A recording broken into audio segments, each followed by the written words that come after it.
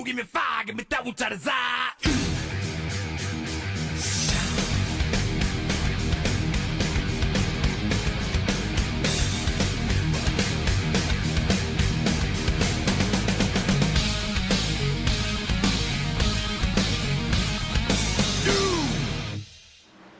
Alright, welcome back to Wind Tunnel TV. Tonight we've got the East Coast Web Printers Gen 6 series here with RGR Racing in the Darlington 200. Gonna be a good one here. This track, they say, too tough to tame. I'm Dean Doucette. He's Jason Martin. Jason, can you tame Darlington? Well, Dean, these guys are going to be trying it tonight. It's going to be a good race. Looking forward to it. 145 laps of fun. Absolutely. Long one out here in these Gen 6. And we see someone sliding through. That looked like Sheffield trying to get on pit road. That's going to be one of our keys to the race here this evening. Pit road, Jason, extremely difficult. If you get off the track too early and play it safe, you can lose 3, 4, 5 seconds. If you try to get in late, you could miss it. We see people hit those barrels all the time. Yeah, Dean, watching practice, seeing a couple guys practicing their pit road entry there. It's real strange coming off there. It's real flat. It's almost like turning into a blind corner getting on the pit lane. It'll be interesting to see who can, some big gains and big losses can happen with pit stops, especially on the green flag. Absolutely. And we always talk about these separate corners. Every track, the corners are different, but none more than Darlington here. Well, maybe Texas now that they've changed it, but Darlington, 2 distinct corners. Yeah, and one of the keys, old guy like me, Jason, I might forget where I'm at on the track on the corners, but each end of the racetrack kind of drives similarly, where you can get back a little bit in the throttle in the middle, and you're kind of getting off the corner the same way. So it'll definitely be fun to watch these guys get around. See a couple of these cars out here. Is Michael Fleming bringing out the old Good Ranch machine here, all painted up nice and shiny. Daniel Blau out on the track tonight, looking patriotic. I love it. Let's check in on our points here and see what the point situation is. I think you have Jason Jackson on top right there. George Lee will be in second. He's about, these are unofficial, about 8 points behind. We'll get those updated next week, perhaps. The order is pretty good. The points are a little different as some, additional points are awarded. But Leal second, Travis third, Rincon in fourth, and Ripka in the top 5. Then it's Williams, Ward, Reiner, Hebert, and Hunt. And what you notice about this, Jason, is there's a lot of different names than we're used to in the top 10 here. That is great to see. Yeah, Dean, you know what I noticed is those guys that are really consistent week in and week out are up there at the top. Jason Jackson. We're so gallantly streaming, and the rocket's red glare, the bombs bursting in air, gave proof through the night that our flag was still there. Oh, say does that star-spangled banner yet wave o'er the lands of the free and the halls of God's grave. All right, back on track. Everybody lined up and ready to go. Let's get into tonight's starting grid. Brian Helm on the point tonight with a time of 28.679 to 46. He's got some great track position. We'll see what he can do up there. Greg Ratliff on the outside of row number 1. He's got to be one of the favorites here this evening. Reiner and Hebert will be in row 2. Row 3 features Travis and our points leader, Jason Jackson. Darren Bruce will start 7th. Brandon Sheffield on the outside of row number 4. Row 5 features Leal and Kane. 6 will be Spear and Person. A little further back we go with Daniel Blau, Rachel Hunt, Todd Gilly, Graham Connolly in 16th. We've got Newton, Fleming, Williams, Evans, Musial, Dibble, and I believe that is all here this evening. So a 22-car field here tonight, Jason. Yeah, we got 22 drivers looking to tame the track too tough, excuse me. Yeah, she is too tough to tame. I mean, all these names, I get confused on which one's which sometimes. You know, you got Too Tough to Tame, the Lady in Black, you got the Monster. I mean, we got to name all these tracks, Jason. Yeah, it's a special place, Dean. So, you know, it's got quite a few names. Some of them you can't even say on the broadcast. Yeah, I'm sure that a few people want to fill this thing and make it a landfill, fill it in. Maybe, I can't remember what Michael Watson said exactly, but maybe put a fishing hole out there or something. I guess. Yeah, no, just a note, Dean, we got Rachel Hunt and Graham Conley on pit road. I don't know if they're starting from the pits or what's up here. All right, very interesting. So it could be early retirements. I heard some chatter early on. Rachel was not liking the handling of this machine, so she might be a no-go. Hard to say, though. Could be just starting from the pits for a little bit of safety precautions. Some beautiful-looking cars, as always, out here, nice and shiny. Brian Helm, this might be his first pole here, so we're going to have to see what he can do. His advantage goes to him. We're about to go green flag racing here in the ECWP Darlington 200. Brian gets off to a good start. Looks like he's going to get clear going into turn one. Ooh, a couple of guys bouncing. Looks like Jackson might have hit the wall there, but everybody clean so far. Helm racing out to an early lead, and someone is around. That's Darren Bruce. Darren Bruce, early carnage, no caution on the track. He's in the inside wall. Here comes Rachel Hunt off of pit road. I think maybe Connolly with her. Wow, a lot of action way behind the field there, Jason.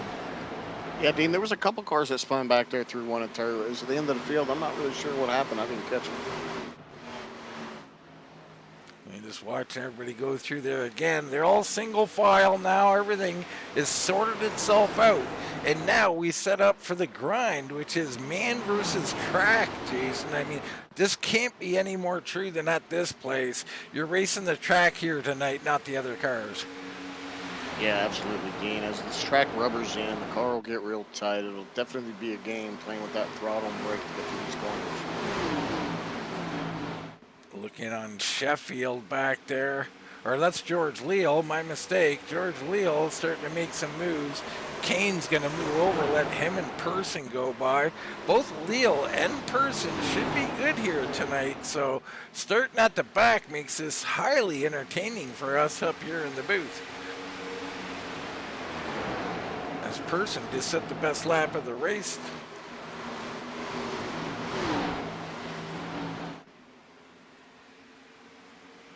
Sheffield right in front of him behind that the 7-car pack, really. I mean, Helm out there leading. He's got a slight lead. And then you got Ratliff down to 7th, all in a line with 2 more coming, so that'll make it through 9th. I mean, my goodness, this place is so tough to pass, Jason. I mean, what do you got to do here? You know, it's only lap 5. I mean, are you just riding and waiting for mistakes? That's one way of looking at it, Dean. There's another side of it, which is what I prefer to do is you just get after it, and you put that car on the limit and you run it as hard as you can, taking care of it all at the same time, and just let it eat. Find your way, stick that nose somewhere, and make those passes. I like it, and that's exactly what Leal did. Person tried. Leal got around Sheffield.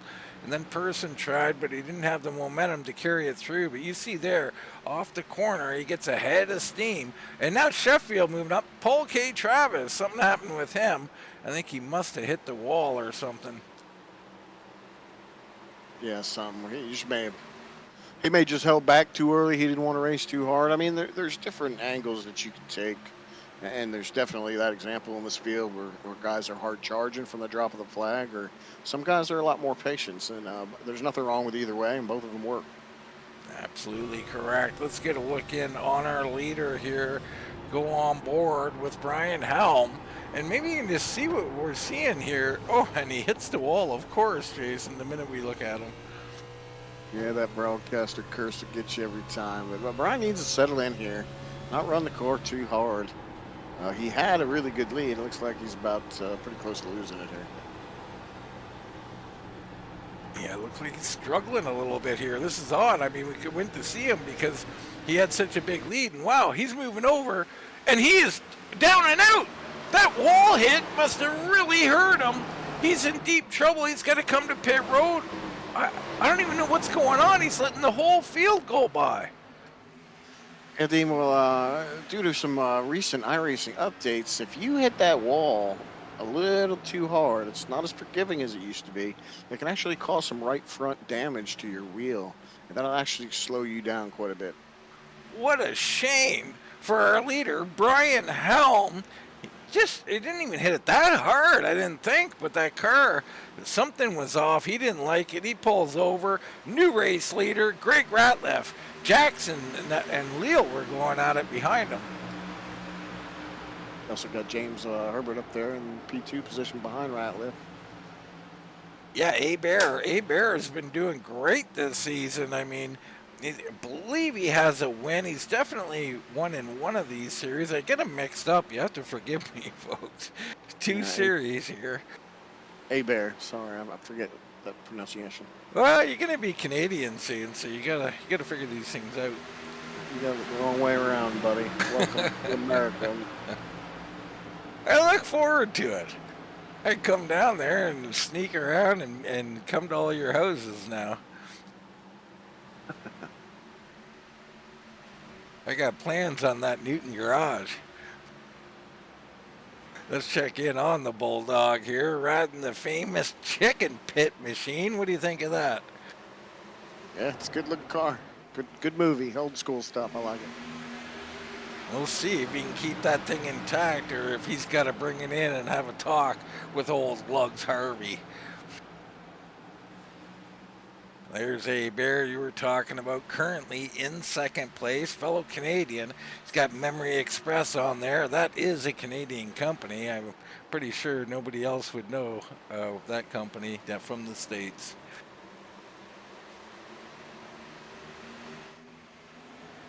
Nice line here. Now what we've seen at Darlington, we already raced here once, and we've seen Ratliff get out here and get a lead, but he could not maintain it. I think it was Leal who'd come around, and Leal did a nice job on the long run. No real surprise, but it was a surprise to see that Greg's car went away. Do you expect something similar here tonight? You know, Dean, it's really hard to tell. I think this car, the Gen 6 car, the other race was in the Xfinity car. The Gen 6 car drives a little bit easier. I think it gets tighter overall, but I think it's a lot less forgiving than what the Xfinity car was. You see Sheffield kind of riding back here behind Jackson, who's behind Leal. Then you got Reiner and Person. So there's a large contingent of cars. Leal making a move on A-Bear right now. Yeah, nobody's getting away from anybody right now, Dean. There's just, you got the top, 12, 15 still lined up, ready to go here. Ready to jump and take advantage of anybody who happens to make a mistake. Well, it's a long race, right? I mean, these guys really got to pace themselves now. You were saying, I think off air, 2 stops here tonight, Jason? Yeah, 145 laps, 2 stops. Pit window, I would guess, should open up somewhere around lap 60, 65, 70, somewhere in there. All right, well, that'll be interesting. I mean, I think, so the pit stop would be what, 48 or 47, would it not, on an equal split? I'm sorry, on an equal split, yeah, probably around, I would guess around lap 45. I wasn't looking at my notes, but I have wrote down here lap 45. 10-4. All right, well, we'll keep our eyes open for that. It'll be interesting, too, is in this league in particular, and I guess in general overall, guys don't short pit, isn't it? They tend to long pit. What would be an advantage here at Darlington to a short pit? The advantage of short pitting is you're going to be on the track making maximum, time while everybody else is running about 2 or 3 seconds, even more slower than you. So you could actually make up that time. Now, I think Darlington's a little bit long of a track for it to be a huge advantage, but it could probably make or break the difference here on a long run. Oh, an Abear into the wall. Leo takes to the low side, but that wall hit didn't seem to hurt Abear. And I mean, that's it. I mean, you get your Darlington stripe. Everybody will have one before this is done. So he got it done early here.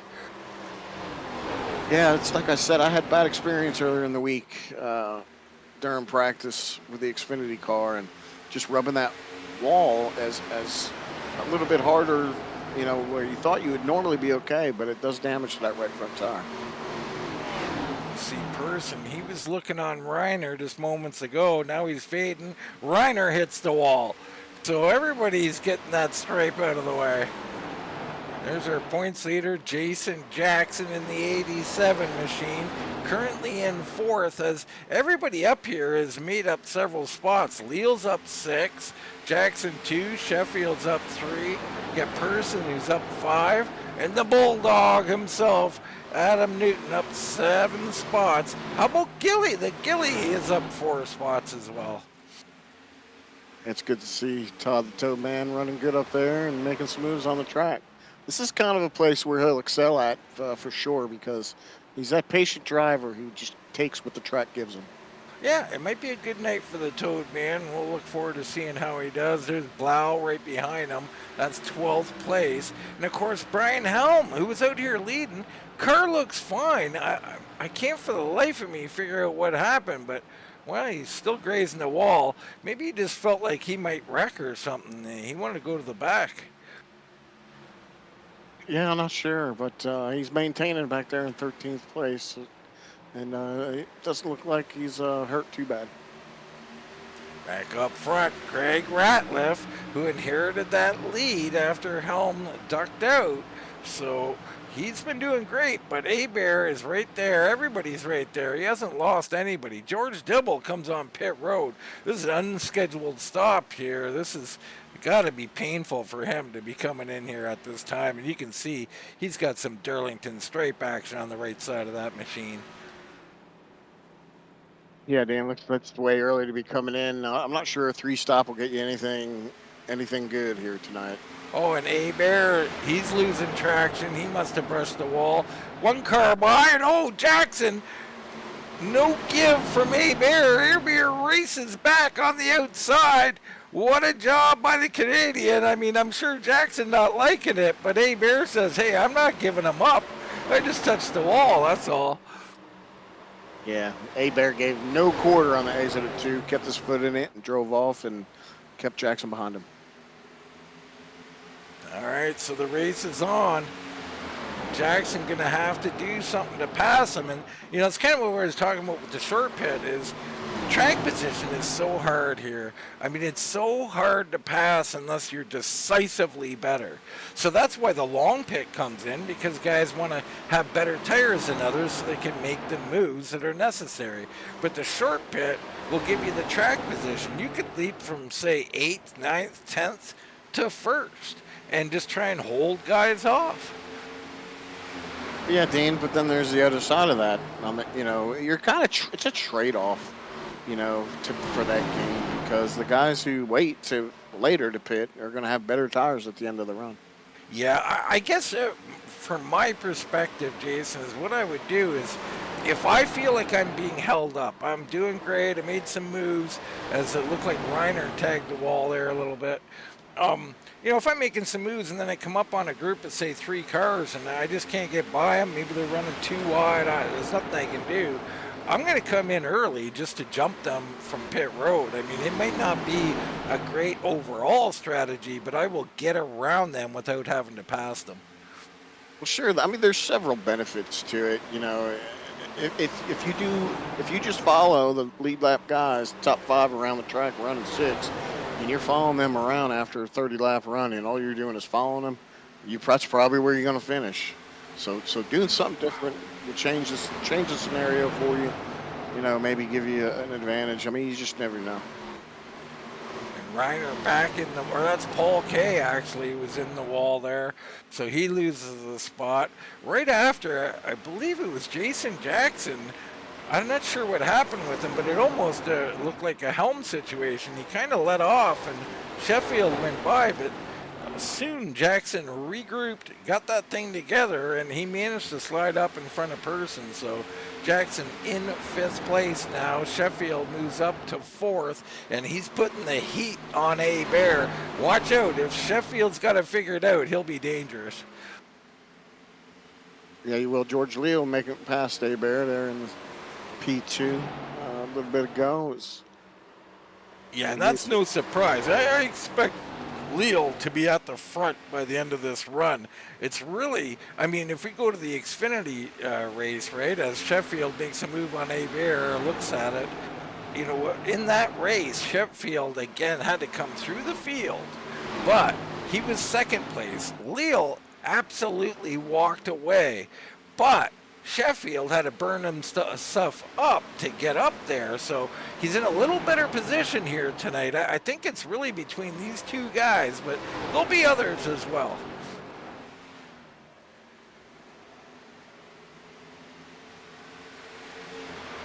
Field's kind of starting to spread out here. You got your top 2 out in front of the rest of the field.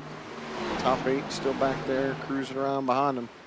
See, this is a problem, right? Oh, and A-Bear loose, chase it down the track. I think Sheffield thinks he was trying to block him. He wasn't. He just got loose.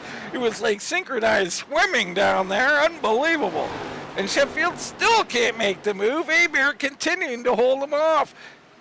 And Leal, he has gotten by, meanwhile, by Greg Ratliff. And Ratliff rattled his cage a little bit there, got him loose. Holy cow. New race leader, George Leal.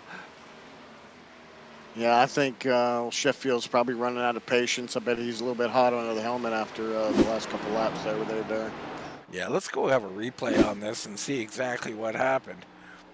So you got there a little higher, a little later. It's it. Oh, and loose from Ratliff. So there goes Leal. Down to the inside. He thinks he's got it, but he checks up a little early. You got to be really. Ratliff crosses him over, Jason. No, he gets loose, so he gets loose there, and Ratliff, I guess, stays in line. I had information that maybe he had retook the lead, but I guess he did not there. So Leal, the race leader now, Ratliff in 2nd, A-Bear 3rd, Jackson's into 4th, Reiner in 5th, and somehow Sheffield has slipped back to 6th. My goodness. You look at one replay, we got to look at another. So Sheffield up here behind A-Bear, Jackson in your view. So he's trying to, oh, and it looks like he hits the wall. He might have kind of followed A-Bear into the wall. Jackson goes around. Yeah, that looked like it was a little bit more than just getting a stripe there, Dan. It was a pretty good hit. Knocked his speed right down. Yeah, that'll knock the molars loose a little bit. What I find running this track too, Dean, is that as the car tightens up, it'll get deceptively tight on you. Well, you'll be running the corner one way, and you're doing the same things you've been doing lap after lap, and then all of a sudden the car will get super tight on you. It'll just take off to the wall on corner entry or exit.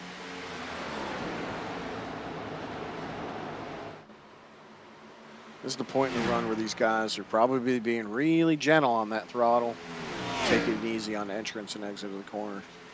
Trying to get far from that slide on the track.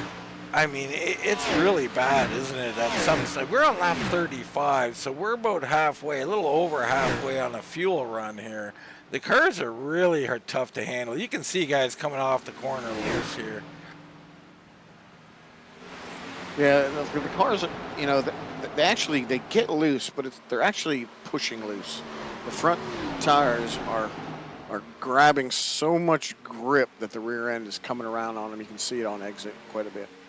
So is that the dynamic at play, Jason, or does it have to do with it's tight on entry and you're over cranking the wheel and maybe too much on exit, or is it what you were describing?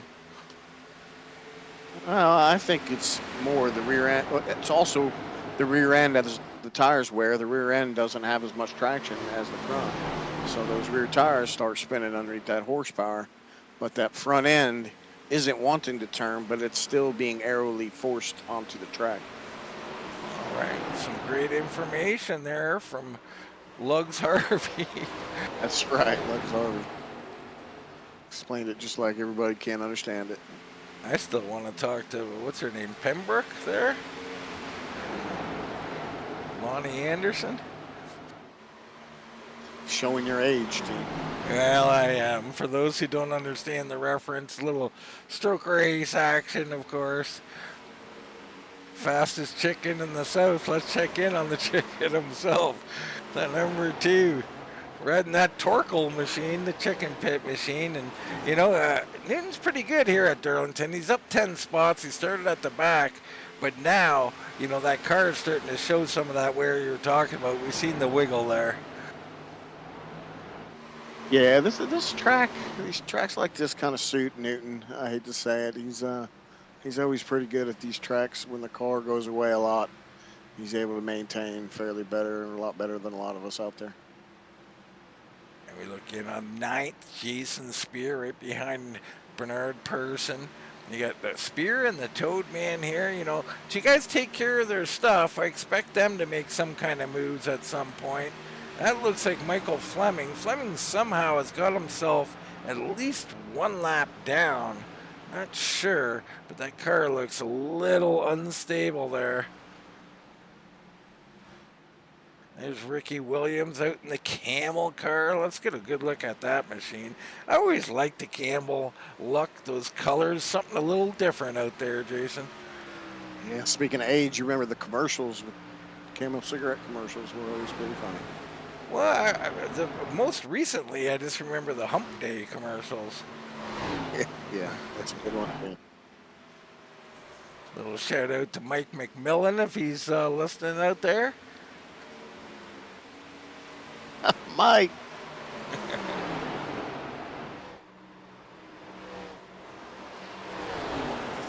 Jason Jackson, our points leader, he's worked his way up to second, and he's done it as you described, right? He's a steady racer, doesn't make many mistakes, and that's how he's gotten here, mistake-free racing.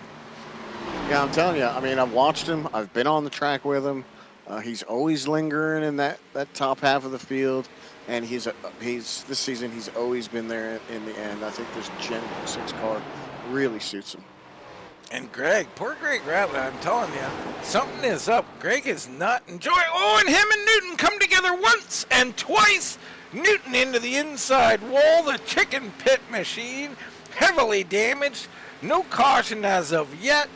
He'll get that thing spun around. Wow. Yeah, wow, no caution comes out at all for that. I'm sure Newton's upset. That's disappointing. I was watching lap times, Dean, and Adam was just as fast as our leader right there at the end of that run. Yeah, I mean, Greg's card is going away. We were just talking about it, and it seems to be a condition that since the latest update, he's always been a long run driver. What has changed to take a guy like Greg Ratliff and turn him from a long run driver into a short run driver, Jason? To be honest, I don't really know, Dean. I know the one thing I'm thinking about right now is the reason why these guys are having problems is that the rubber getting laid down on that track. It just makes that front end over grip and lets that back end want to come around on you. And you can see it again there from A-Bear.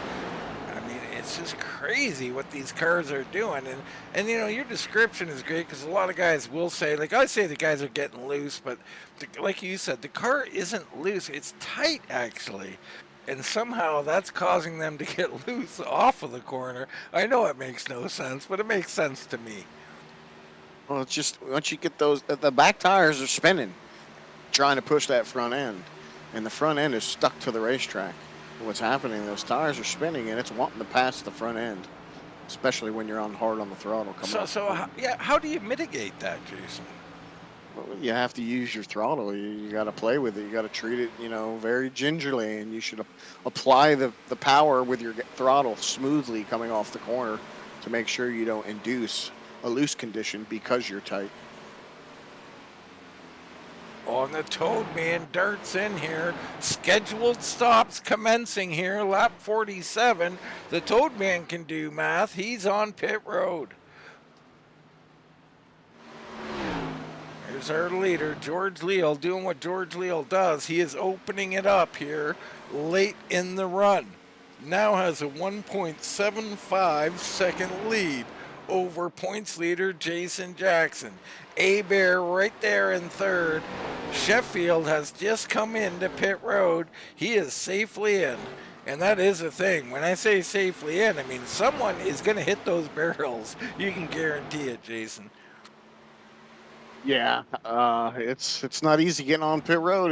There's pit stops start here. I think this is way too early, Dean. I think this pitting this early is going to be a mistake for these guys.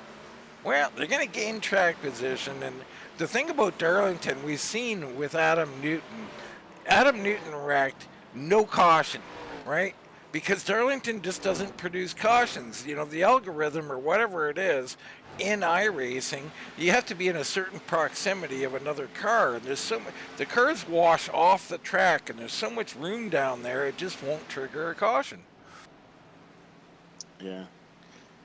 See, if we just watch Ratliff got on the pit road, and let me tell you, that's how you do it. He came in there quick, controlled, concise. That was impressive. It was a good run on the pit road by Ratliff. All right, well, maybe we'll go have a look at that later. Well, we got to keep our eyes out as our leader, George Leal, comes in to cover them all off.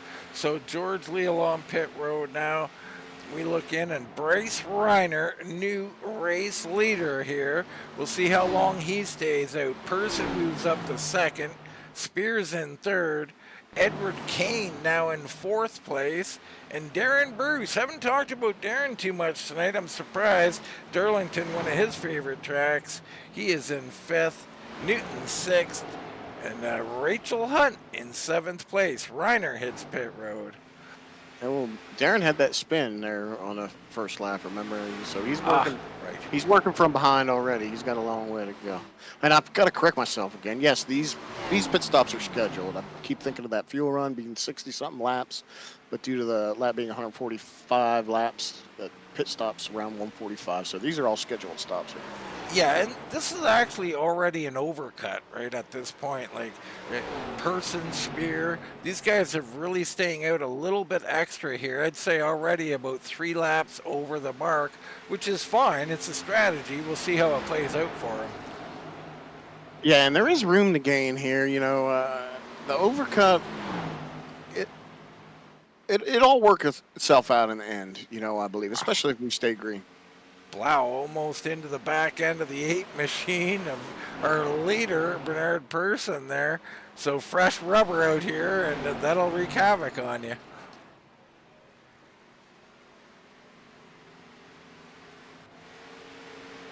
You see Sheffield has come out of the pits in front of Leal. Let's check our pit board here and just check out what lap was on. Sheffield pitted on 47, Leal on 49. So he did what I said it would do for you, right? He leapfrogged him. So Sheffield made the move. Now, can he hang on? Yeah, the one thing about the going over, Dean, and going long on your fuel is that you're hoping for a caution, ideally, now, because you're going to gain that track position. Now, those guys that already pitted, they don't want a caution. They want it to go so they can get the advantage. Yeah. I mean, and you'll have this opportunity more than once, right? If you go long this time, you go long next time. I mean, you'll have these opportunities where a well-timed caution could really change the fortunes of a lot of people. Yeah, it sure can. We see Adam Newton coming on the pit road. Jason Spear coming on pit road. He was hot in there. It was a good one by him. You know, not to beat this dead horse, but the one problem I see with the going long is that there is a point in the middle of a run where cars start to equalize, whether you're on older tires or whether you're on not so old tires. So things can get real dicey. Yeah, I think things are going to heat up. There's Spear on pit road. Oh, and he's got to back up a bit. That'll cost him dearly. There goes A Bear around the race leader Person. Person still has to pit, so I expect him coming in here shortly, but he might just run this thing dry. Yeah, well, I bet you that is Darren Bruce's plan, is to run it dry. That's really his only way he's going to be able to gain back a big, huge chunk of that freaking track position, hoping for a caution. Because remember, he had that spin, early in the race where he had that little issue there, and he was set back, waiting in the back of the field. So he's hoping and praying for a caution right now. So look in on Reggie Evans out here riding the Dirty South machine, number 75. Good to see Reggie out on the track, currently in 19th position.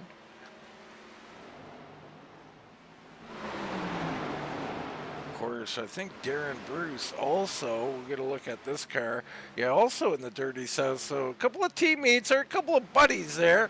I know Bruce still running Team Spear, but friends obviously running the same paint job there.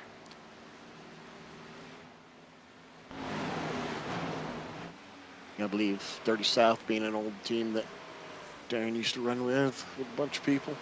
Nice for him to bring his buddies over, have a good time here at RGR. Always a good time at RGR. Still trying to figure out who is in and there. I just did. That's George Dibble. George surprising me with a different paint job tonight. No McDonald's out there. So Dibble hits pit road. This is going to be the second time we've seen him on pit road tonight, isn't it, Dean, already? Yeah, we were saying he had his Darlington stripe earlier, around lap 20, an unscheduled stop for the 94. So he's back. Let's go on board right now with the 8 of Bernard Person, as I expect him on pit road shortly. Yeah, looking at those who have pitted, it looks like Darren and Bernard are the only ones that are still out there on old tires. And looks like we had quite the shuffle in the lineup going back when those guys finally pit, with Brandon Sheffield possibly being the one to take the lead when they do pit. And you can see, I mean, he is having to feather that throttle, fight that car. Holy cow, and deal with all these guys on fresh tires. He's way down low. Is he coming in? I don't think so. No, he's using that flatter part of the track to kind of de-wedge the car, Dean, as he's entering the corner, and that's what he's doing to try and help the car turn through the center of the corner. Yeah, it can be effective for sure. It's a strategy I use here most every lap, to be honest with you. So our other fight on the track, Sheffield, who got that track position. Now, Sheffield, top notch, he's going to be hard to beat, but George Leal was the leader the beginning of pit stops. So the 51 now, who is so much better as Person, heads to pit road. He's in safe. But Leal, so good on the long run, regardless of who else can do it, he does it better seemingly. So can he run down Sheffield? He's 3.5 seconds back now. Yeah, George Leal is another guy who seems to always be in front here as of late, and has been running really consistent and really well. So Bruce takes over the lead. And he's still got a pit stop coming up. Then you got Sheffield, Leal, A Bear. It's Reiner who's made up some good gains too. Let's actually check when Reiner pitted. I think he must have pitted early.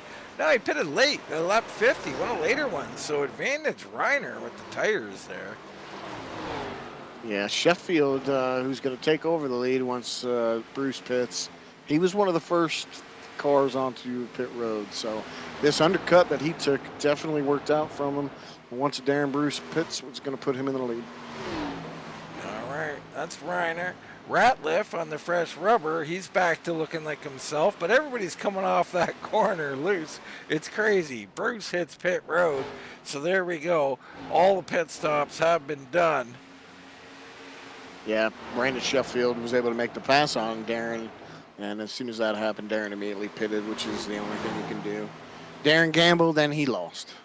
Well, he lost for now, right? He's set up, him and Person, maybe Spear, you know, they can stay out again longer and they'll have another crack at getting that caution again. Is Bruce coming back in, or is that still the same stop? Probably the same stop, I would imagine. I've still got him on pit road, Dean. 10-4. So Sheffield, Leal, Abear, Reiner, and Ratliff. The Toad Man has moved up to 5th. How about that? Let's check in the pit board again.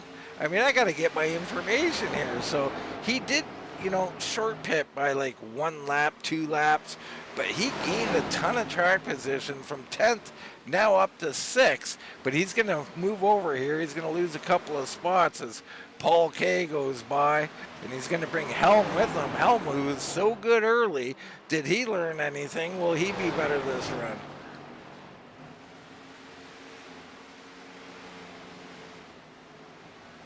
And he's going to let him go. So Paul K. Travis moves over, lets Brian Helm go. That'll be up to 6 for Helm. But it's all Sheffield right now. Leal is coming. Let's look in on our time delta and just see what's been happening the last little while. And you can see it's gone from 3.5 down to 3 seconds.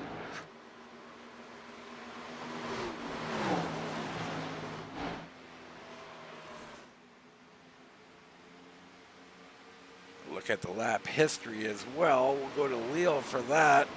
And we'll just see that Sheffield a little slower except for lap 65 where he was faster. So Leal consistently faster, perhaps lap traffic, perhaps he hit the wall on the 1 lap. And again, he gains another 1/10.5. Reggie Evans hits to pit road. A few laps back, it looks like Jason Jackson's marked as a DNF now, Dean. He had some kind of issue on the front stretch there and has retired his car. Oh, wow. Jason Jackson. That's going to hurt in the points. Let's see if we can find out what happened. See him here. He's behind Ricky Williams. The exit of 4, lap 51, Dean. Yeah, I can't go by lap, but I know this during his... He comes into pit road. Abear is underneath him. This looks like trouble. I mean, this is what you don't want to do is stick a nose just underneath a guy. He's got to turn into his stall at some point, and there, Abear gets lined up.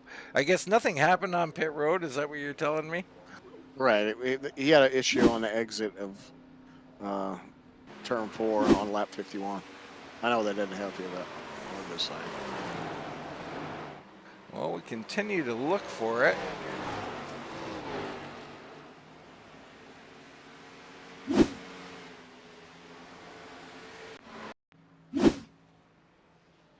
And again, we are taken back to pit road, so that's not it.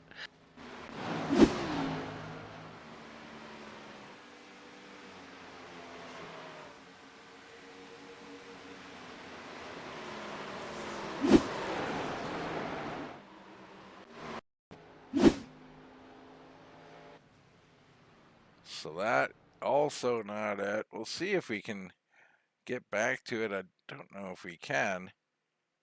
I mean, that's the pit stop again. I don't know what's going on with these replays I keep going to.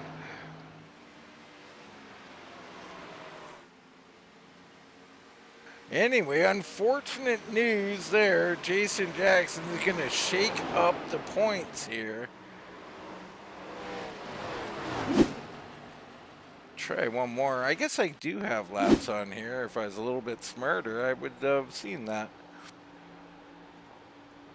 So Jason oh, and right in front of him, Bruce gets loose. He checks up. Abear gets into him. And Jackson down to the inside wall. Heavy damage. We finally found it. Poor points leader is done for the evening. Wow. Tragedy has struck. Sheffield leading. Leal is coming and coming in a hurry. He has cracked under 1 second now to our leader. Behind him, Reiner leading A Bear. That's battle for third. Then you got Greg Ratliff. There's Brian Helm a ways back. Then Paul K. Travis, the Toad Man, who's up 7 spots. He's in 8th. Jason Spear has moved to 9th. And Person in 10th. Spear and Person have a heavy tire advantage. But like you said, that's going to balance out over time, isn't it? It sure is, Dean. But I'll tell you this. Bernard Pearson is lapping 1 second faster than our leader right now. All right, so a second is a lot, but he is 22 seconds off the lead. He's about 12 seconds from 5th. Is that obtainable here, Jason? I think anywhere around 10th is doable for him. Well, he's in 10th, so I think that's I'm very sorry. doable. But He's definitely on that track for that. I mean, take your safe bet, Jason. My goodness. Yeah, I don't know, Dean. I don't think he'll be able to maintain a second faster much longer, but it'll be a little bit, and he's going to make some gains. I bet you he makes it into that top 5. See the beautiful shot here, Darlington Raceway. The Toad Man there in front of Jason Spear. There's Person. Blau a ways back in 11th. My goodness. And Adam Newton absolutely destroyed from that wreck. He's got to be upset. I mean, he's so good here, the two, man. You just can't battle back from this, can you, Jason? No, you can't. He's in a real bad position. Without a caution and a reset, a re-rack for him, he's in a tough spot. Same thing with Darren running behind him there. Yeah, I was just going to mention Bruce as well. He's in the same exact boat. I mean, these guys are desperate for a caution on a track that just does not produce them, Jason. Well, not only that, but this league with the quality of drivers, it's a blessing. Everybody wants green flag racing. Everybody screams for green flag racing until they need a caution to catch up, and they have some kind of problem where a caution would benefit them. So it's a dual-edged sword running here at RGR. There's rarely a bunch of cautions, and so you got to be smart from the green flag. Yeah, absolutely. And those are things we love. Green flag pit stops, having a race strategy, playing it all out, working your tires, all those things. But I got to tell you, as an old fart now, Jason, I need a caution after lap 20 just so I can relax for a couple of minutes. Yeah, well, and if you also, talk specifically about people like Bernard Person, we're talking about Adam Newton, Darren Bruce. These are guys who in the past have dominated a race, not made any mistakes, started up front, finished up front, and they've dominated races in a whole. Well, their luck has run out, and here they are, behind the 8-ball in this race. Yeah, I mean, that's exactly right. Just shows you, like, when you say you have to be mistake-free, you have to be mistake-free, which our leaders are doing. We're on board with George Leal, Sheffield right in front of them, leading this thing from great pit strategy. We're on lap 81 of 145, really not that far from pit stops, which should be around lap 95, so another 14 laps here. And the thing is, Jason, the longer, I don't think Sheffield can hold them off, but the longer he can hold them off, the better it's going to be for the next cycle. Yeah, and Sheffield needs to make his car as wide as possible right now. Yeah, they're coming into the fuel window here for the end of the race, and if he can just keep him behind him, get on equal tires, then this short pit, short pitted a few laps, is going to definitely pay off for him. Now, they could effectively pit now. I don't think anybody's going to choose that. But another thing you could do, Jason, is short fuel. So, if they wait another 10 laps or so, maybe you only put in, 14 gallons instead of whatever it is, 18 gallons. Would that help this car out any? Dean, I don't know. I don't know that it would. I don't think it's going to help the handling. I think it's only going to make the car be tighter by not fueling the car up all the way. I see the benefit and time that you're going to spend on pit road, and a lot of guys, if you ain't paying attention, you need to be because the less fuel you take, the less time on pit road when you do that. But I think it's going to hurt the performance of this car, so it's something to take into account. Yeah, it definitely is. And in particular with that fuel thing, if you can get it down to taking 1 can, which is, I believe, 8.6 gallons, until you get into that second can. That 1 can, you can do a 7-second stop versus a 14-second stop with 2 cans of gas. Yeah, sure. Cutting that fuel back and not having to take as much fuel is definitely an advantage as far as time on the track. I don't know how leery I would be about doing it here at Darlington because... There are limits, right, Jason, with the tires. I mean, if you need 4 tires, that effectively is going to be around, I think, even if you only had 1 can of gas and 4 tires, you're looking at around 11-second stop. So now you've cut your gain down to maybe 2-3 seconds instead of 6-7 seconds. Yeah, it's sure. all very complicated. These are things. This is what we're talking about. Green flag racing, right? These are all the things that are running through your head as you're on the track. If you're not prepared to make these decisions, if you didn't come in with a plan in mind, knowing what you're going to do, you're going to start doing things on the fly, and you're going to make some mistakes out there. You sure are, Dean. But sometimes you got to roll that dice. There's gains to be made, and that could help you out, especially as tight as this race, it's turning out to be. So you got Newton here, Reiner, who's in 3rd place, and Darren Bruce. So Newton and Bruce are a lap down. Well, Newton's on the tail end of the lap, the lead, I believe. Hold on. Now, they are both a lap down.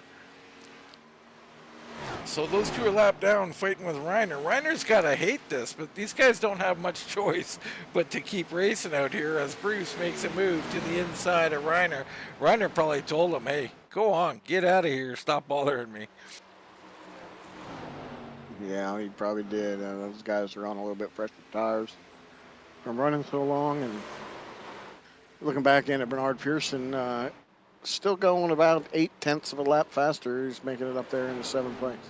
Yeah, a person's gone up to 7th. Spear in 8th. He just went by Paul K. Travis, who slipped to 9th.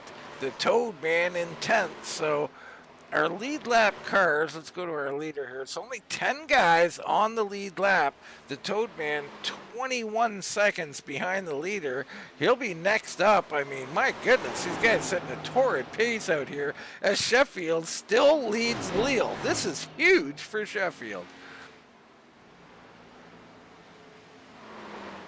Edward Kane sitting on pit road. Always love Edward Kane, one of our sponsors around here. I mean, Leal's got to be disappointed here, doesn't he, Jason? I mean, this is his time. This is his time to extend a race lead. He's still in 2nd. Yeah, he was putting up quite a fight trying to take advantage of Sheffield there, but it looks like they both settled down, and he's well in the ride there behind him. Yeah, I mean, he's just got not much choice.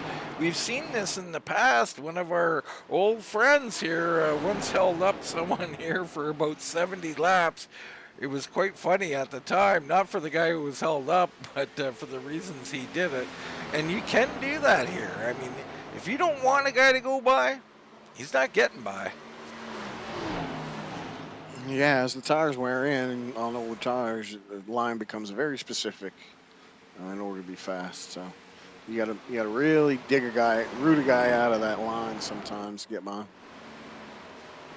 And a shout out to our fellow broadcaster, Baron Labosco, probably watching the Irish there. I go to you, Jason. Do you have an update in the Irish, the Notre Dame Fighting Irish?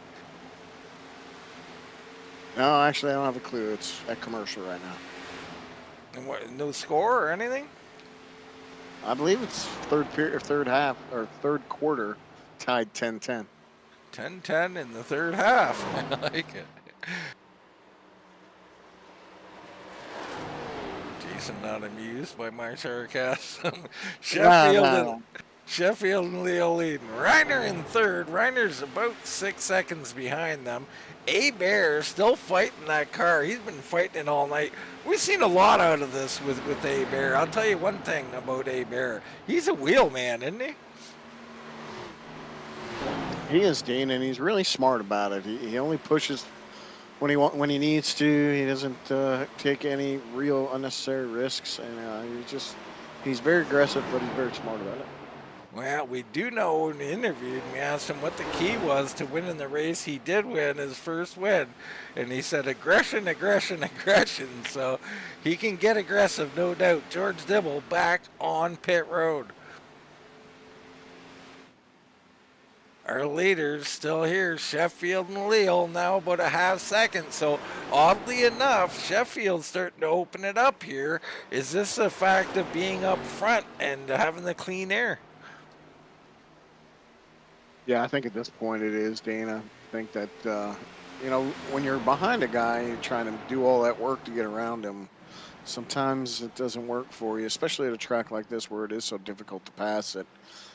You just wear your stuff out, and the guy with clean air has a little bit better grip, and he just takes it away from you. Love the shine on the 14 there. Let's get a zoomed in look at this beautiful paint job. Look at that. George Leal on pit road. Wow. So Leal pulls Sheffield. He's going to try to undercut him and leapfrog him. A-Bear follows him in. Wow. So it worked for Sheffield. Will it work for Leal? We'll find out. I love this move from him, though. He's effectively put the pressure on Sheffield. What's he going to do? Is he going to counter him off here and head to pit road? Doesn't look like he is, but he needs to. He really should, but if he's not going to, my thing is, if you're not going to come in the next lap and cover him off, you might as well wait 5. I mean, I don't know if that's correct or not, but that's the way I think. Well, we saw how that track position was king there at the end, where George Leal wasn't able to get by our leader. He was. So Reiner moves up to second. Ratliff third. Helm has worked his way back up to 4th. This is impressive. I mean, I don't know what happened to Helm to make him drop to the back of the field as Sheffield comes in. So Sheffield, 2 laps later, has come in to cover off George Leal. But Helm has really worked himself back into this thing. Yeah, sure is. It's disappointing that happened to him earlier in the race because he's having a heck of a run right now. Brian being an old school type racer, having a good time with it. So hopefully he's able to maintain too. So I'll be surprised to see a pile of guys come in now. So Jason Jackson in the comments there describing what happened to him. Really sorry to hear that, Jason. It was tough for you, man. Points leader. You had a bit of a lead, so now you're going to have to recover. Reiner is on pit road. So that's going to turn the lead back over to Greg Ratliff. He had the lead early on.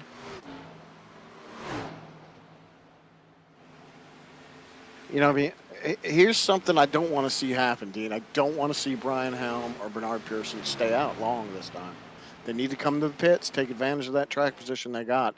Otherwise, they're just going to lose it. If they're waiting on a caution, we just don't know that that's going to happen. Seen Greg Ratliff, late entrance there. He got on the pit road really well. That'll help him.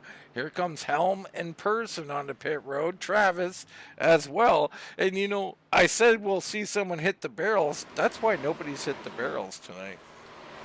Yeah.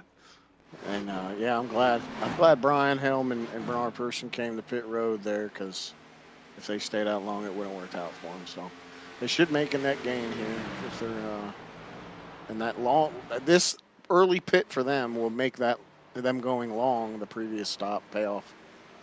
And there's Jason Spear, new race leader here. Boy, could he use a caution right now. Him, Bruce, who's 12 seconds back, and then Newton right there. And here comes the chicken pit machine. Woo! That is hot and a little too hot. No, he gathers it up. Great job by the Bulldog there. So the other interesting thing is, it worked. Sheffield came in, or George Leal, I should say. Sorry, George Leal came in undercut Sheffield. He could not pass him. So 2 laps, George Leal came in first. Is that right? I got to check it before I keep talking. I believe it was 2 laps, team. So, right, Leal came in 2 laps earlier and effectively leapfrogged Sheffield. So now Leal, right back where we started, the undercut proven to work here this evening. And it worked for Sheffield, but can Leal hold off Sheffield if Sheffield gets there this time? Wow, what a wild race between these two. Yeah, and they almost have almost a full straightaway difference that made, Dean. So it was quite substantial, barring if these guys Sheffield had any issues getting on our own pit road. But that may have just wrapped this thing up for George Leal if we stay green, because that's a lot of time to make up for Sheffield, about 2 seconds back.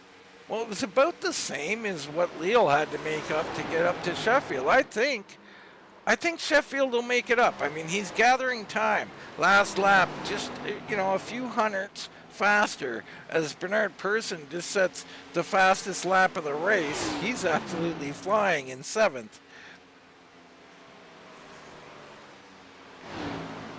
I am so intrigued by this Leal-Sheffield matchup. Can Sheffield continue to make up time? Last time by, he made up, about 2/10 there, so he's coming.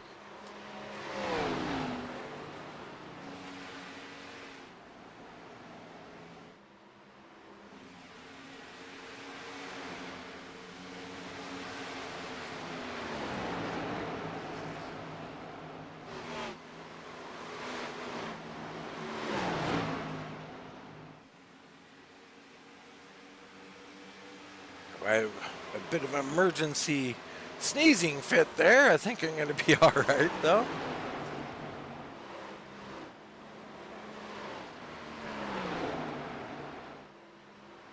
A-Bear currently in 4th. There's Reiner in 5th. The Ratliff sits in 6th position. Person hard charging him and Helm 7th and 8th, so we'll see where they finish. You see Rachel Hunt moving over. Rachel just trying to safely navigate this track, and she's done a good job. She's up 1 spot into 13th. Remember, she started on pit road, Jason. Yeah, started from pit road, able to stay up there and stay close. Only 1 lap down. It's a pretty good job. She's got the Racing for Christ on the side there. Pink flames. I like pink flames.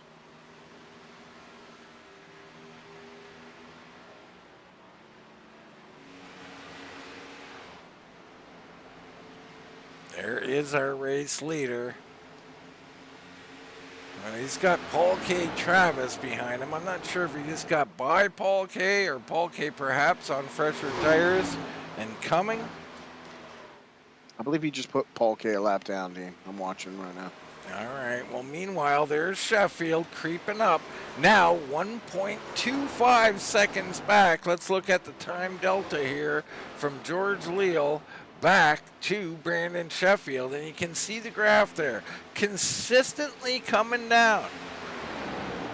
Yeah, call me a liar. He's been able to make up some time on George Leal, and hopefully he won't run out of laps here with about 40 to go. Yeah, we're under that, so 36 laps remaining here in the ECWP Darlington 200. Sheffield is coming in a hurry. Now, 0.8 seconds behind. And I think having Paul K there is going to be problematic because he's not going to have to pass 1 car, but 2. It's all in what Paul K does. Does he fight for his spot on the track, which he's entitled to do, or does he let Sheffield go by? I would be surprised to see Paul be pretty easy with him and being there on the lead lap. He's under no threat from any other car for position, so I'm sure that Sheffield gets up there. I would be surprised for him to make it really easy on him. All right, well, he is there. We're on board with Sheffield. There's Rachel Hunt moving over for a race leader. George Leal right in front of Paul K. Travis. Paul K. is actually quicker than Leal. He's in here. He doesn't know what to do. He's got to make a decision. He's made it, just as you called it as well. He's just going to play nice and move over, regardless of whether he could perhaps fight our leader or not. Yeah, I mean, there's really not much for him to gain. He's sitting in the lucky dog spot in case if there's a lap down. I mean, he could run hard past the leader and get his lap back, but what benefit would it be really to everybody in that group of cars for him to do that? You see here the East Coast Web Printers machine. We had to get a zoomed in look at that car, Paul K. Travis. Right in front of him, Sheffield. So you can see, I mean, he's plenty fast enough to hang with these guys. Really classy move, though, to get out of the way there. Let these guys battle it out. We got about 32 laps at the line remaining here. Can Sheffield get her done? I mean, Leal's so good on the long run. So is Sheffield, though. And we've seen Sheffield he didn't give any room. He basically blocked Leal the whole last run to hold him behind him. Leal's not going to play nice here, I don't think. Well, I don't think he should either. Racing for the lead, he's got to do what he needs to do for his race to have the best outcome. So, and 30 laps, mistake-free 30 laps is what both these guys are going to have to do. This is huge. Sheffield on his bumper, and he's pushing the issue. Sheffield forces her down to the inside. Is Leal going to roll over? He does not. And you can see there, that's exactly what happens at Darlington. The high side will prevail on entry there. Leal a little ragged on exit. Sheffield going to look again. This is where you can get it done.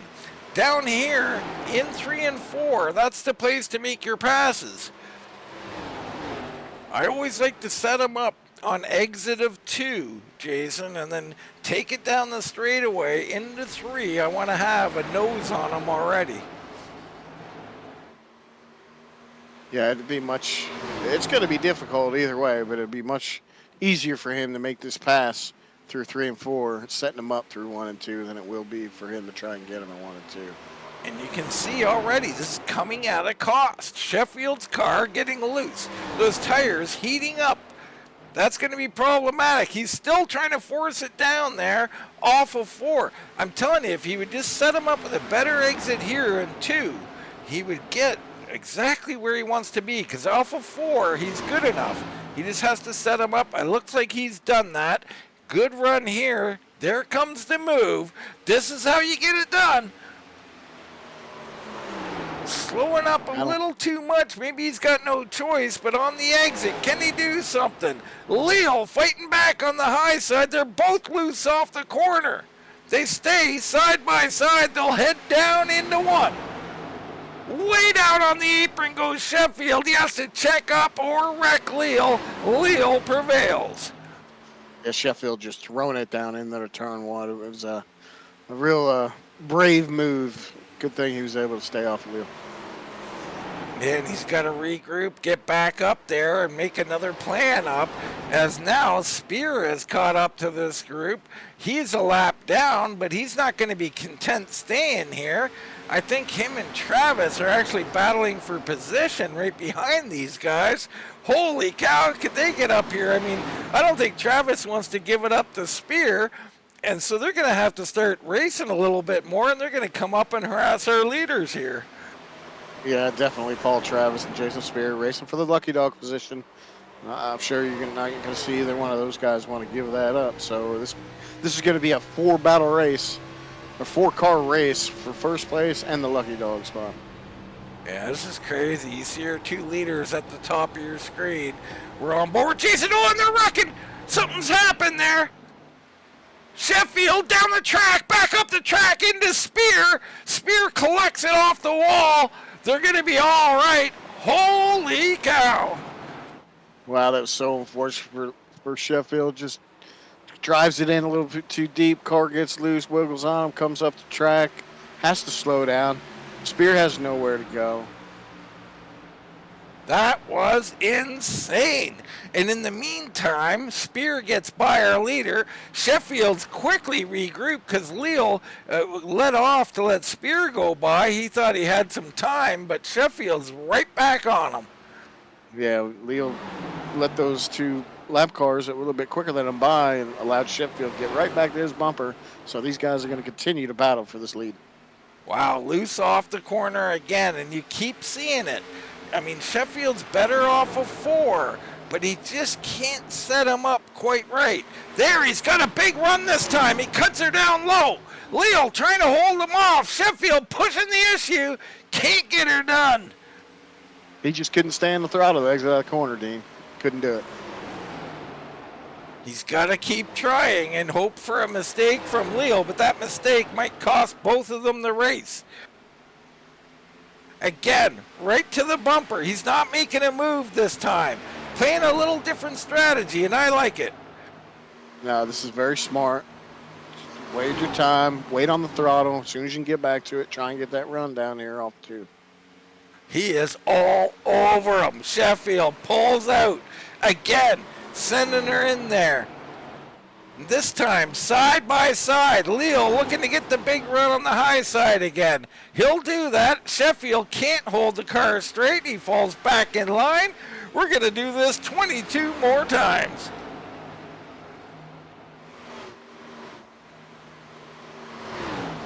Absolutely insane here this evening. Yeah, great drive these guys are putting on for us, Dean. It's fun to watch. Sheffield trying everything he can think of. He just can't quite do it. He's a little better through 3 and 4, but only when he can run the full track. You see there, he gets a run again. Down into 1. Throws it down on the pavement. Nothing doing. Leal is just rocking that high side, and he's doing it superbly. He extends again. It'll take another lap for Sheffield to regroup. Meanwhile, Reiner and Abear going at it side by side. Reiner trying to make the move. Abear touches the wall. That's exactly what Sheffield is looking to happen with Leal. Reiner makes the move. He takes over third. Abear not done yet, looking to get a big run here off the corner. He does. Not enough though, so Reiner secures third for now. Holy cow, he's fighting. Sheffield back, looking for the lead. One more time. Down low on the track. Leal, hold him off. This time Leal's a mistake. Oh, there no. it is. Leal is wrecked. Sheffield takes the lead. George Leal trying to regroup. He'll pull it together. No caution. Okay. Here comes Reiner and Abear.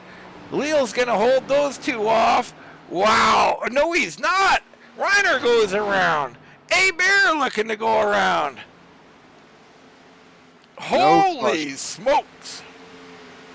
What's about 3 wrecks now, Dean? Should have been the caution for it. It wasn't. That's Darlington, baby. That's so unfortunate for George Leal. It really is. Championship implications here. Let's get another look at it. You see the fight here. Leal hanging on the high side as he has been. Car comes down a little bit. A little wiggly, hits the wall. So Sheffield didn't do anything there. Just Leal lost it a little bit. That's unfortunate, but that's exactly a consequence of Sheffield putting that pressure on him, Jason. Lap after lap, that's what I like to do. Just keep pressuring him. He'll make a mistake, and he did. Brandon Sheffield now securely in the race lead.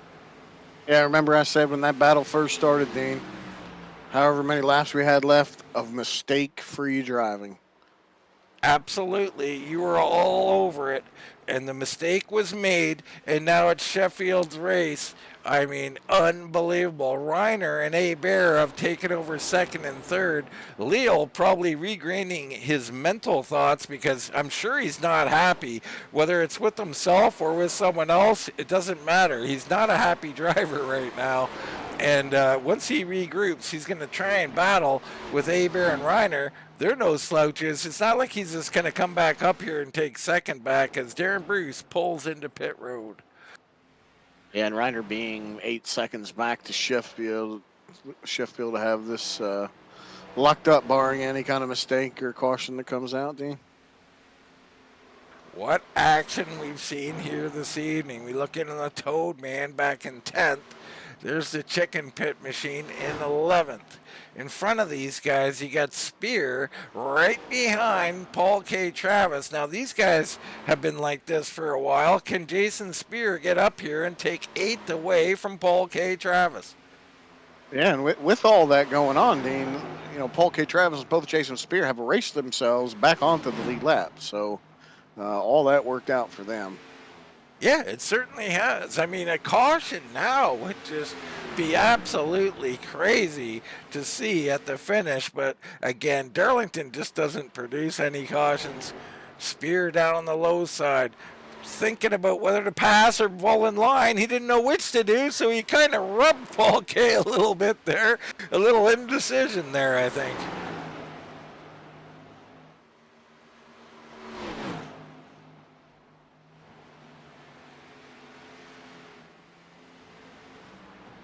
What fun we're having at the track. Too tough to tame. I mean, and it is. You can see it. You can't tame this thing. Spear with a big run. He goes down to the inside, but he's not going to make the move.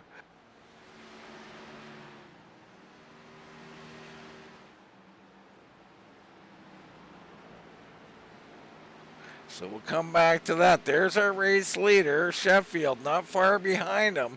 He's got Ricky Williams right there. So Ricky is a lap down in 14th position. Let's get a look in on that car again. It's got Zippo on there too. You ever have an old Zippo lighter? Probably got 20 of those things kicking around somewhere. Love me a good Zippo lighter.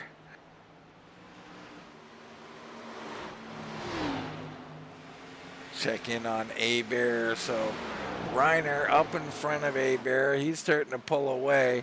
Leal seems to have just found comfort here in 4th place. And, you know, this is still going to be a good championship run.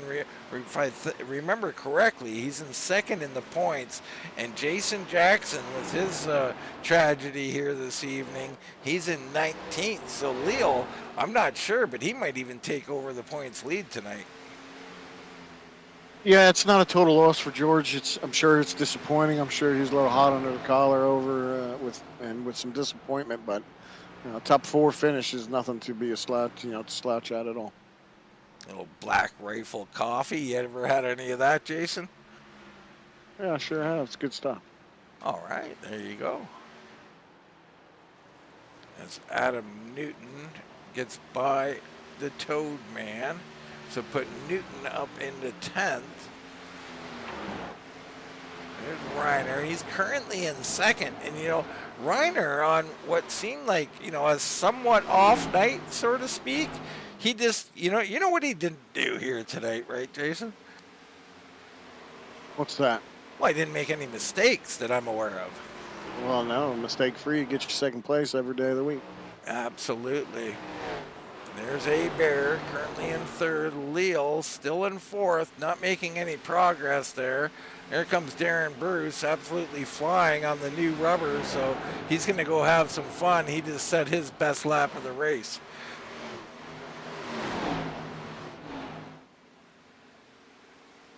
Things winding down here in the ECWP Darlington 200. Brandon Sheffield putting on a show, and I mean that in the sense that they raced him and George Leal through 2 stints, and how entertaining it was. It was an unfortunate little mistake by George Leal getting into the wall, kind of killed that one, but boy, oh boy, what a fight these guys put on, and what a deal Sheffield did with that short pit earlier, which really changed his whole race. Yeah, Dean, I feel like we've been talking about Sheffield all night tonight, but he's been making the moves, and he's where all the action's been. Yeah, absolutely. Not a whole lot of battles on the track.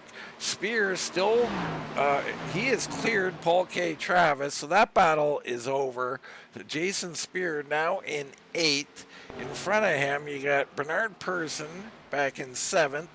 It's Helm who's made his way back to 6th. Again, we talk about him on the pole tonight.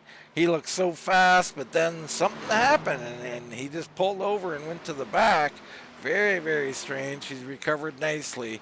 Craig Ratliff, he's made something out of nothing. I mean, he was up leading for a while, but the car went away on him.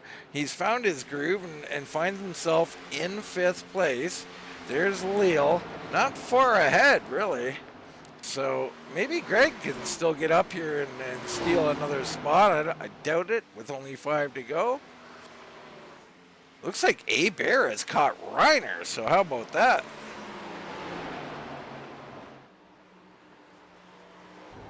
You know Bear is going to go for it here if the opportunity arises. So you see there, very nice, smooth off of 4 as he heads down into corner number 1. Oh, and Reiner in the wall, perhaps feeling the pressure. And that's what you do. You apply a little pressure and wait for the mistake. They're both in the wall.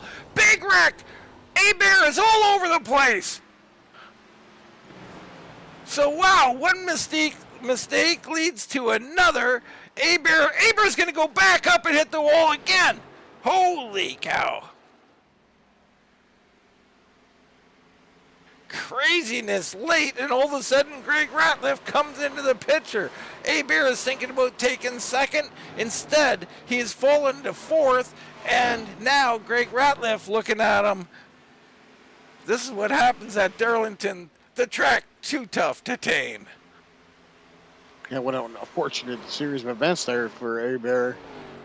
Both of those guys just running so hard, and Bear was really getting in close, trying to make a move for that position, and just couldn't hold on as we come to 3 to go.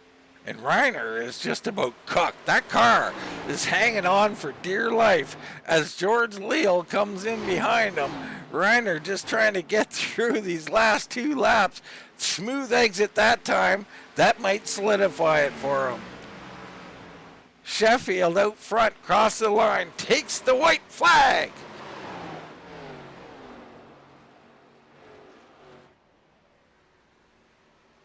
Leal chasing Reiner, both of them safely off that corner. Back up to Sheffield, down into 3 he goes. The 36, riding that Edward Kane CPA machine. Brandon Sheffield off of 4. He's going to win the Darlington 200. Bryce Reiner still trying to hold on here for 2nd. Leal trying to push the issue up into the wall. Big momentum. But that car sideways into the wall again. My goodness. Reiner holds on. Bear will get 4th. Ratliff 5th. Helm, Person, and Spear top 8. It's Travis and the Toad Man, your top 10 cars. Holy cow. What a race here tonight, Jason. Yeah, it was, Dean. It was a lot of battles. I think the track won. The track definitely won tonight. It definitely ruined some guys' runs tonight. But we got to have a winner, and Brandon Sheffield had the least amount of mistakes and drove the track better than everybody else tonight. Yeah, I mean, you look at his car, it looks clean, and he's going to walk that dog down here. And he's so darn excited. He ain't too worried about it here tonight, I don't think, but he's gonna throw her out there a little bit. Wow, what a run, what a finish. I mean, the finish itself was pretty over, but about 20 laps before the finish, or maybe 15 laps, that was one of the best battles you'll ever see. Yeah, they were battling, Dean. They were battling hard, and the guy that made the fewest mistakes came out on top. As we continue to watch Sheffield burn them down here, let's take a look at our race results. So yeah, your top 10 we had called out. Then is Bruce Hunt gets a 12th place finish out of it. Ricky Williams 13th, the Bulldog 14th. Reggie Evans making his appearance. I'd say debut. I'm not sure if it was his debut or not, but 15th tonight. Daniel Blau, Debble, Kane, Jackson down in 19th. You know he's going to be disappointed about that. Fleming, Connolly, and Musial round out the 22 car field. All about Sheffield here this evening, though. Right now, let's take a short commercial break. We'll come back. We'll get some race interviews in.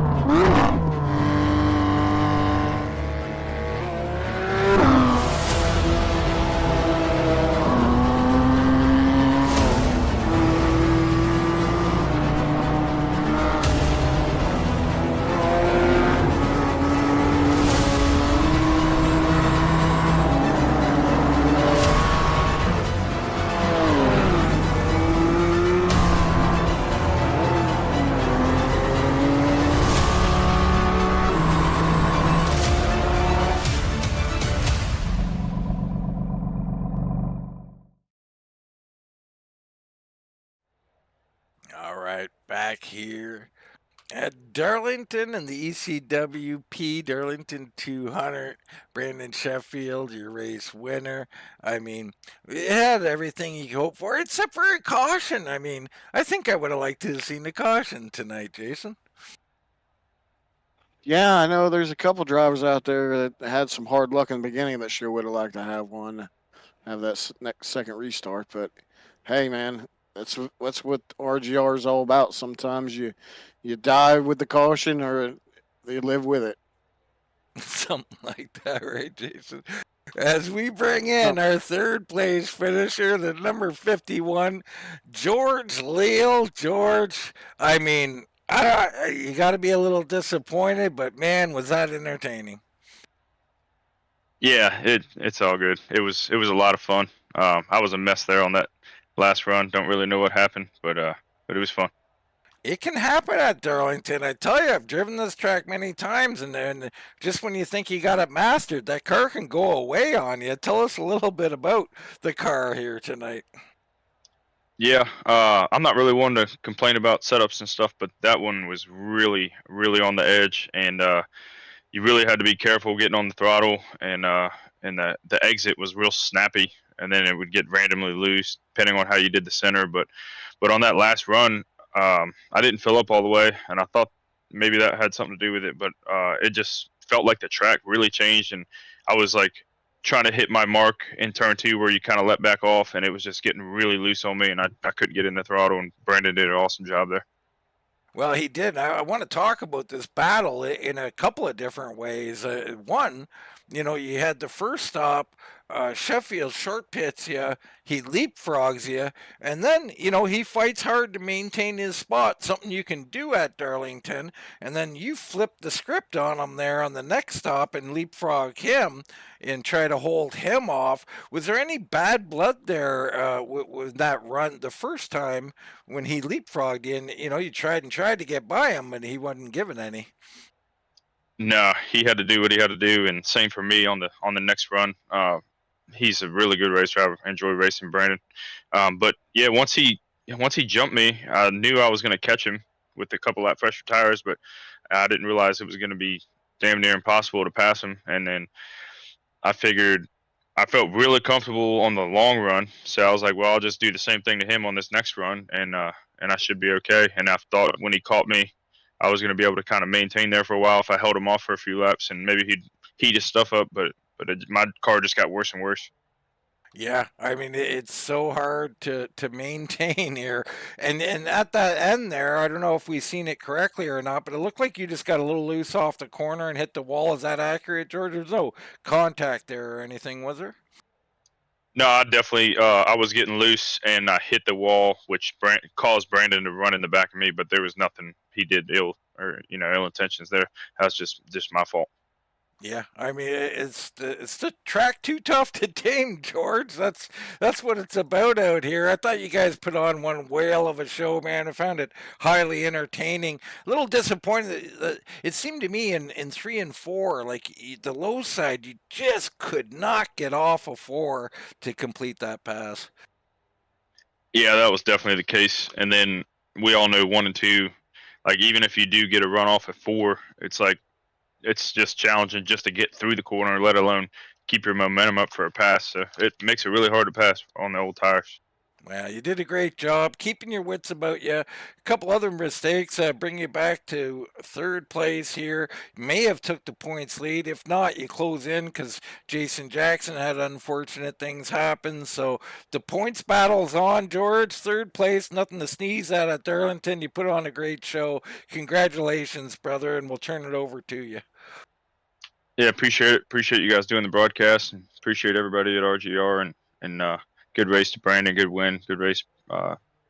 Bryce and Bear, he should have had third, but awesome race for him. He's doing really well lately, so good to be running with him. And then thank Eric Whiting for my paint scheme. I don't know if I've got a podium yet in this car, but he was able to put it together for me, and it looks awesome. So I appreciate that. All right, Jason, that was third place finisher, the 51, George Leal. Yeah, that's right, Dean. I'm down here with Bryce Reiner here with a solid P2 finish. Bryce, you came up through the field, got you a solid second place finish, as I said. Tell us about your night. What'd you do to get up there? Exhausting to say the least. I'm worn out to race this track twice in 1 week, but it was a blast. Started off really well, and then we had that little incident, I guess, with Brian Helm having some issues or something, and lost a lot of track position and just kind of sat back there pretty much for the first half of the race until pit stops. Ran long and wanted to save a lot of tires, but when you get so far back on the pit stops, you're wanting to push it a little bit more and faster just to have a shot to battle. So that's what I did, and I got lucky with a few things happening tonight. Yeah, it's definitely fine line and pushing your car and being easy on the tires, and the track was definitely tough. We spent a lot of time talking about how RGO is great with no cautions, but a track like this, it makes you work out there, and you did a lot of work and you had a good time, and I'm sure you're exhausted after that, but it was fun to watch you to get up there. Yeah, it sure does. Going green is tough at this place, but it also shows everybody that this league is crazy good, and we race hard, but we also race clean, and there's pretty much no cautions throughout the race, especially at this track. This track is quite the tough track to tame, and she's the lady in black, so that's why. But definitely want to give a shout out to James. We had a blast going side by side for quite some time and battling each other once I got to him towards the end of the race. That was fun. George for P3, me for me P2, and congrats Brandon on the win tonight. They both were super fast tonight. Well, good job, man. Congratulations on that P2 finish. And Dean, I think you're with our leader. Yeah, man, I got a leader. I just want to shout out Bryce too before he's gone. It was a heck of a run out there. Great job getting second place. But yeah, Brandon Sheffield up here. Congratulations, man. What a beautifully hard fought victory there. Yeah, that was a fun one. It's been a fun week at Darlington, man. This show always provides, or this track always provides. It always puts on a good show. Man, that was one heck of a show. And I mean, we seen you try and try and try again to get these passes. And, part of it is waiting for a mistake. That mistake came. I was scared it might take the both of you out, though, Brandon. Yeah, I was a little concerned about that too. And we were having so much fun. And all of a sudden, he came across my nose and he was gone. I was like, well, we were having so much fun though. Can we just, red flag it, put him back in front of me and go back after it? I don't know. We race with a lot of guys here and I trust all of them to race close with, but I probably trust George the most as far as, being able to throw it in and run up and be as close to him as need to be and know that he's going to give you room and race you clean and race you fair, but he's going to race you really hard. So I was enjoying the battle. It was a ton of fun. I was starting to wonder if I was going to get him or not. And then he cracked the wall off of 4 there and spun out, unfortunately. And we're able to just kind of put it on cruise control from there. Well, let's talk about what I think is probably the key to the race. That other stint, you short pit, you leapfrog them. That was the intention. It worked as planned. And then you got to hold them off for about 20 laps. Tell us a little bit about that.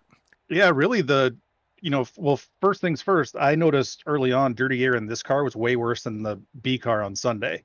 So you just got stuck behind people, and it was really tight, and the car had no grip when you were right up behind somebody. It made it hard to pass. And so the short pit was really to get Jason and James. George wasn't even really in consideration at that point in time.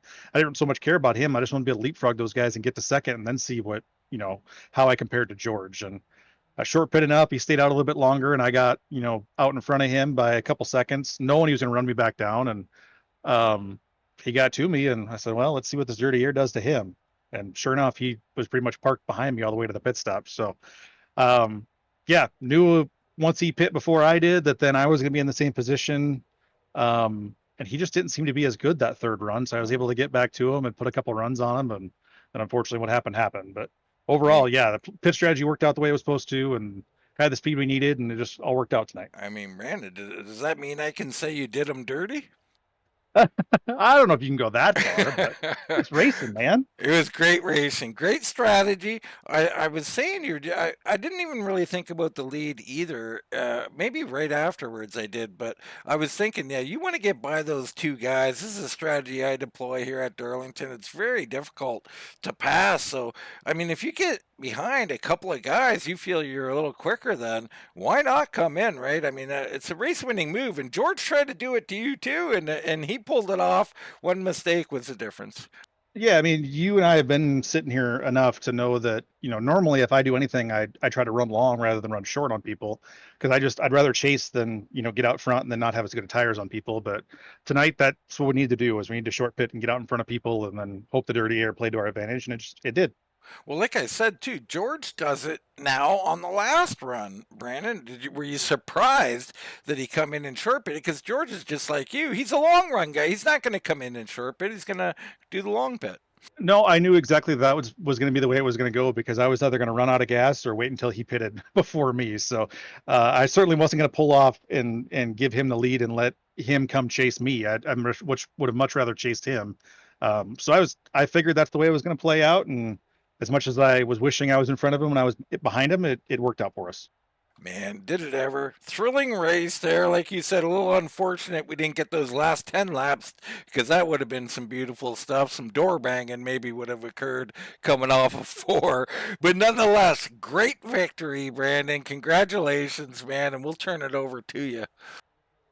Yeah, I got to thank you guys for what I'm sure was an awesome broadcast. I can't wait to go back and watch this one, because that call to the finish must have been something. I got to thank the RGR guys for this league. It's just an awesome league.